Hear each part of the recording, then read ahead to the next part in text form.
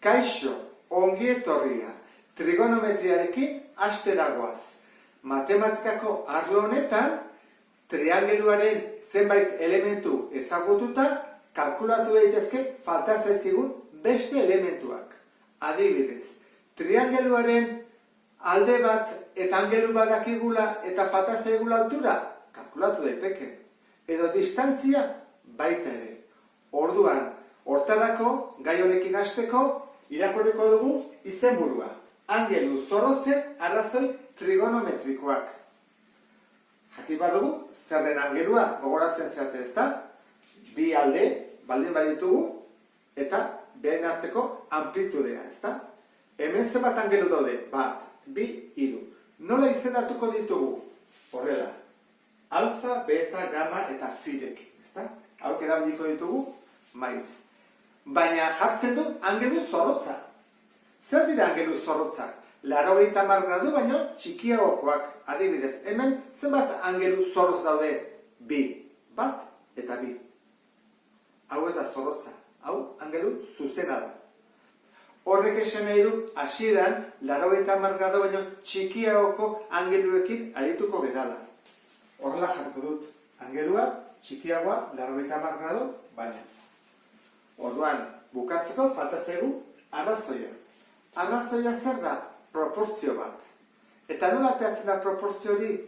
Bi zenbakien arteko zatidurakin. Adibidez, nik baldin badut alde bat, zati beste aldea, izango genuke proportzio bat, arrazoi bat. Eta zenbat arrazoi aztertuko ditugu orain? 3. Zeintzuk dira? Hemen jarriko ditut. 3 arrazoiak hauek dira. Alfaren sinua, alfaren kosinua eta alfaren tangentea. Goazen, definizia zerren bakoitza. Pentsa dezagun, hau dela, angelua, alfa. Eta jarriko ditugu puntuak, ezta? Haundiz, A, B, C. Eta aldeak, jarriko ditugu adibidez, A aldea, B aldea, C aldea. 80 gradukoa baldin bada, 3 hauetako bat hipotenusa da, ezta? A. Orduan, hau baldin bada hipotenusa, hauek katetoak dira. Angelu honetzat, BC izango da aurkako katetoaren luzera. Horra jarriko dugu. Eta C izango da alboko katetoaren. Hau ulertuta horrela definituko genuke sinua. Izango litzake. Sinua berdin. Aurkako katetoaren luzera, beraz, horren aurkakoa zein da? Hau, ezta? B. Zati hipotenusa. A. Hori izango litzateke sinua. Kosinua. Anguloarena, noski, alfarena. Izaten da, alboko katetoaren luzera, albokoa, beraz, C, zati hipotenusa.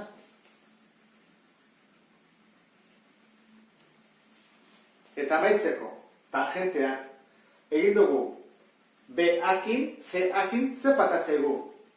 Bi hauek, ezta? Bi katetoak. Eta nola egiten da tangentea? Beti egiten da, aurkako katetoaren luzera, zati alboko katetoaren luzera. Izango zateke, B zati C. Tan, jartzen dugu, tan alfa eta B zati C. Behar bada, zenbait liburutan beste erantzan ere ikusi daiteke. Aurkako katetoaren luzera, betik zera, hola jarko nuke, betik zera, zati hipotenusa, atik bera. Kosinua da albokoa, atik zera, zatik hipotenusa dela atik bera, eta azkena, tangentea, aurkakoa, betik zera, dijoana, luzen hori, zati, atik zera dijoana. Buka hori aurriko dugu, baina hori segurazki ikusiko duzu behin baina gehiagotan. Ze honek esan nahi du, puntu honetatik puntu hortara dagoen luzera edo distantzia. 3 definizio hauek buruz jakin behar ditugu. Bai sinuarena, bai kosinuarena eta bai tangentearena. Gogoratu, berriro esango dut, sinua da aurkako katetoa, zati hipotenusa, kosinua albokoa, zati hipotenusa, eta tangentea aurkakoa, zati albokoa. Zer gertatzen zaigu? Alfa izan berrian hemen bali badut beta, betaren aurkako katetoa zein da? Aurkakoa, aurkakoa zein izango da, hau da aurkakoa. Eta hipotenusa berdin da, bai aurkakoa, hau. Eta albokoa zein da betarentzat, hau. Orduan, beti ikusi behar dugu zein den bere albokoa eta zein bere aurkakoa. Aurkakoa, esaten dugu bezala, beti da sinuakin eta albokoa kosinuarekin. Hobeto ulertzeko arrazoi trigonometriko hauek, sinua, kosinua eta tangentea angeluarenak direla eta ez triangeluarena adibide bat azalduko dizu. Hau badakizu eskoira bat dela, eta jakingo duzu baita ere 30 gradu ditula angelu honek, horrek 60. Kalkulatzen badugu bere sinua, 30 gradu sinua, da 0,5. Eta zergatik da beti 0,5? Aurkako katetoa zati hipotenusa 0,5 ateatzen delako. Horrek zesan nahi du, beti izango dela hipotenusa kateto honen bikoitza, doblea. Berdin da, olakoa izan, hau txikiagoa izan, edola izan. Honen sinua, eta honen sinua berdina da 30 gradu baldin badira. Hemen, importantena ez da triangeluaren tamaina handiagoa edo txikiagoa, baizik angeluaren neurria, amplitudea. Horrak, honek baldin baditu 30 gradu, eta honen baita ere 30 gradu, horrek esan edu, bi triangeluetan, izango dela hipotenusa kateto honen doblea edo bikoitza. Orduan orain, adibide batzuk egingo ditugu. Pentsa dezagun jakin nahi dugula angelu honen sinua, kosinua eta tangentea. Hori nola egingo genuke? Esan dugu, proportzio bat dela, arrazoi bat, eta egingo genuke. Sinua, aurkako katetoa, zein da? 9. Eta hipotenusa 15. Kosinua, alboko katetoa, honen albokoa 12 da, zati hipotenusa, eta azkena, tangentea, aurkako katetoa, 9, zati alboko katetoa. Zatikatak egin bako nituzke, 0,6, 0,8 eta 0,75. Kalkulagailu erabiliko dugu hemendik aurrean, eta jakin behar dezutena beti da. Sinua eta kosinua izan behar dula 0tik batean. Zergatik ez delako posible kateto bat izatea hipotenusa baina handiagoa. Orduan, ateatzen bat zaizue sinua eta kosinuan bat baino gehiago, adibidez 1,2, 5,4, horrek esan edu gaizki egin dezutela. Baina tangentean izan daiteke adibidez 4, 8, 11, 2, 0,3. Zergatik, bi hauen zatidura delako. Orduan, gerta daiteke hau oso txikia izatea, ez da albokoa, eta oso handia. Orduan bai izan daitekela zenbaki bat neko altua. Bigarren triangeluan, bi datu dakizkigu. 8 metroko alde bat duela, eta 15 graduko angelu bat. Orduan, fatazezkigu beste bi alde hauek kalkulatzea. Asko gara adibidez, isarekin. Isa zer da angeluarentzako? Alboko katetoa edo aurkako katetoa. Hoi da definitu behar duguna. Bada aurkako katetoa. Ze hipotenusa hau da. Hoi da dengo jakin behar duguna. Zen den hipotenusa, bestela galduta gaude. Orduan, hau 90 graduko delako, noski. Orduan, hau bada aurkako katetoa, erabili behar dugu formula bat, aurkako katetoarekin eta alboko katetoarekin, zer da albokoa. Hori zer da tangentea, horra jarko dugu. Tangentea. Zenbatena, 15 gradukoa, berdin.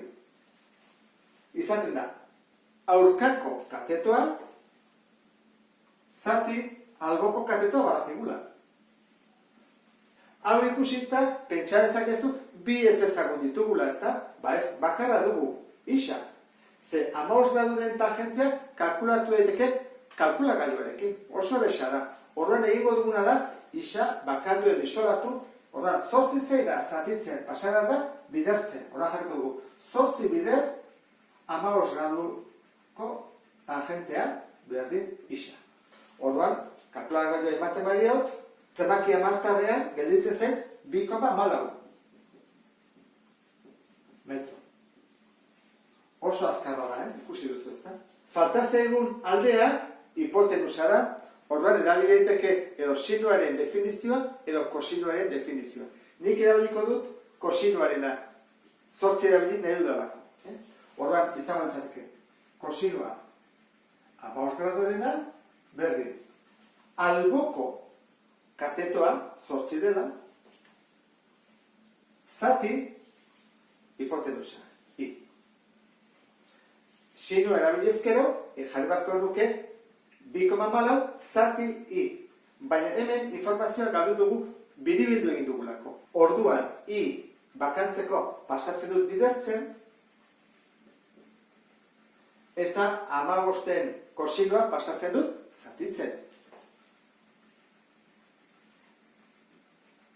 Eta 8 lehen bezala gelditzen dagoenean, ezta? Orain bat dut, 8 zati 15 graduren kosinua. 8,28 metro, noski. Metrotan ari gerelako. Eta honekin bukatuko genuke, sarrera, ulertu duzulakoa beste bat arte. Agur!